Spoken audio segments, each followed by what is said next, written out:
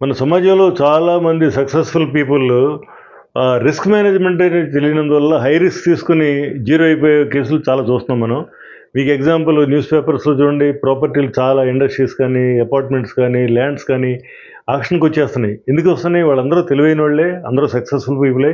ఇంకా మనం business expansion కానీ రకరకాల కారణాల వల్ల వాళ్ళు ఇంకా హై ఇన్వెస్ట్‌మెంట్ తోటి ఇంకా పైకెళ్దామని చేసే క్రమంలో ఎక్కడో చోట స్టకప్ అయ్యి కిందకొచ్చేసి మనం దాన్ని సాల్వ్ చేసుకోలేక ప్రాపర్టీలన్నీ వదులుకుంటున్నారు.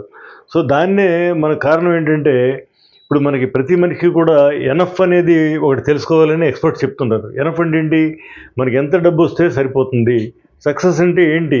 అంటే ఎంతవరకు మనం డబ్బు సంపాదిస్తే మనం సక్సెస్ అయినట్టు అనేది ఎవరికాళ్ళు ఆ ఎనఫ్ అనేదాన్ని అర్థం చేసుకోవాలి. రెండోదేంటంటే ఎనఫ్ అనేదాన్ని తెలుసుకొని, ఆ పరిధిలోనే మనం ఈ రిస్క్ మేనేజ్‌మెంట్ అనేది మనకు తెలియట్లేదు.